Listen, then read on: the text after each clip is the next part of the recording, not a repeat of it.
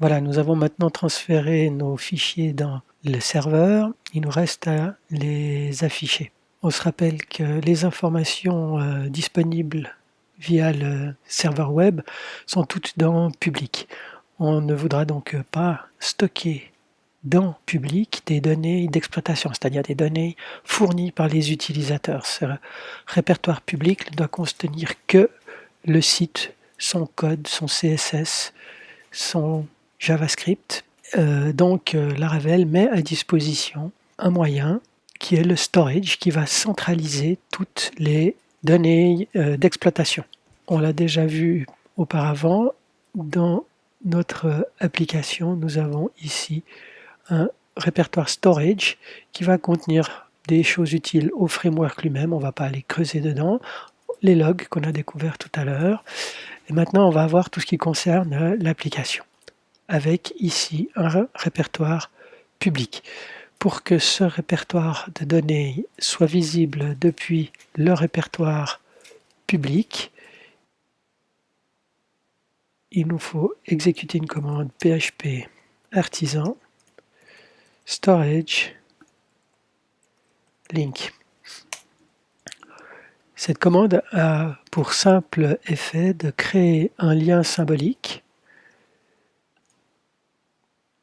Ici, ce lien de storage va sur cette zone ici. Donc, toutes nos données vivantes seront ainsi stockées dans ce répertoire ici. Nous allons maintenant pouvoir sauver nos fichiers sur le disque. Regardons tout d'abord quel est ce disque. Alors le disque est configuré ici dans File Systems, config filesystems.php. Dans le fichier filesystems.php, nous avons ici la définition par défaut de plusieurs disques. On peut en configurer autant que l'on veut. Nous allons utiliser simplement ce disque public qui est défini dans ce fichier et qui correspondra du coup à ce dossier que nous avons ici. Pour utiliser ce disque, c'est extrêmement simple. En réalité, nous allons simplement ici effectuer File, Store. Et nous allons stocker notre fichier dans public. C'est le nom de notre disque par défaut. Et Pictures. Voilà, je vais pouvoir supprimer ici cette partie-là qui n'aura plus d'utilité. Je vais regarder ce qui se passe. Je prends un fichier que je viens déposer. Il a été chargé.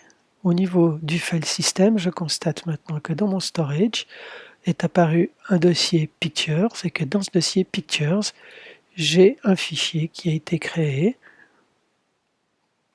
qui est bien mon image.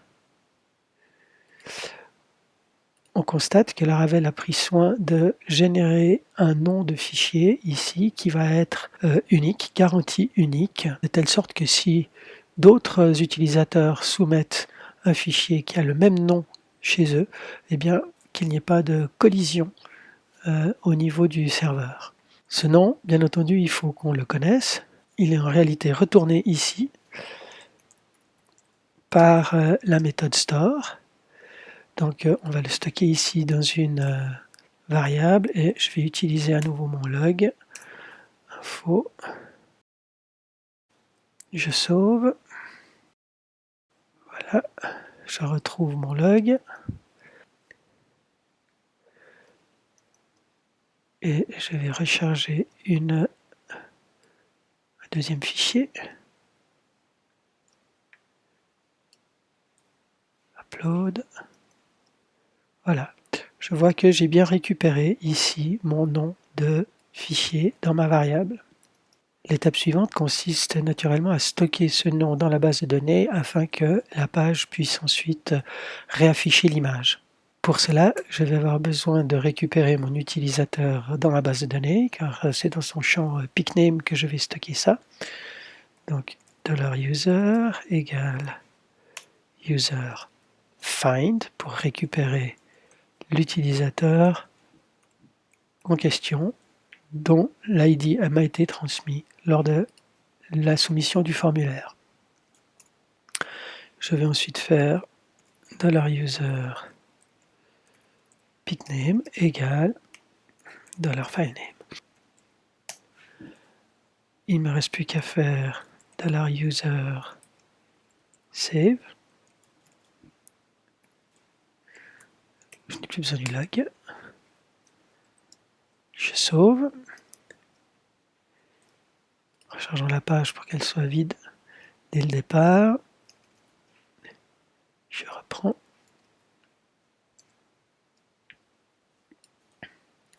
Et là, je constate que j'ai une erreur. Cette erreur, heureusement que j'ai mon log, ici, cette erreur est ici. Colon not found, users updated at. Cette erreur provient du fait que dans mon modèle user.php, je n'ai pas mis ce que je faisais précédemment dans mes autres modèles public $timestamps égale false. Je sauve. Maintenant, je vais pouvoir réessayer.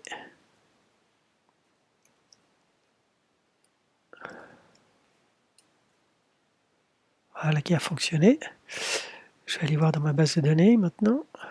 Voilà, je trouve bien mon nom ici. Donc si je recharge la page maintenant, au lieu de mettre le formulaire, eh bien j'ai l'image qui devrait s'afficher. Alors pour l'instant, l'image ne s'affiche pas, tout simplement parce que l'adresse n'est pas encore tout à fait correcte.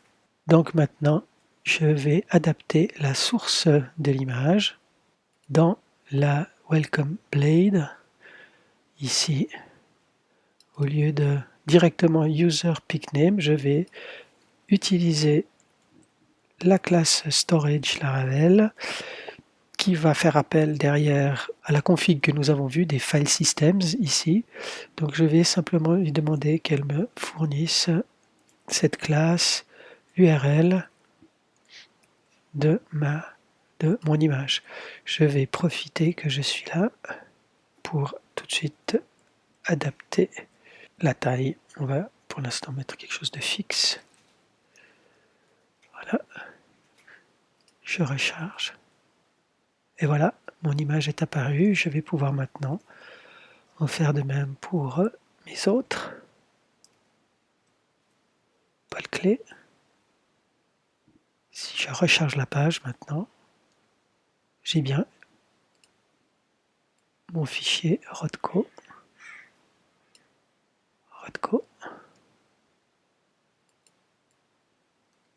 Van Gogh. Je recharge ma page, j'ai bien mes images qui ont été chargées comme j'en avais l'intention. Si je retourne dans la base de données, je constate que mes champs ont été mis à jour. Si je regarde au niveau du file system, je vois que j'ai mes fichiers. J'ai plus de fichiers ici que je n'en utilise ici. C'est simplement parce que mon contrôleur, pour l'instant, n'est pas très intelligent. Il ramasse tous les fichiers qu'on lui envoie, il les stocke et lorsqu'on a fait nos essais, on a créé des fichiers. Mais on voit qu'on aura chargé plusieurs fois le même fichier, mais sous un nom différent, ce que l'on peut également constater de la manière suivante. Voilà, on voit que nos images sont les mêmes, mais sous différents noms.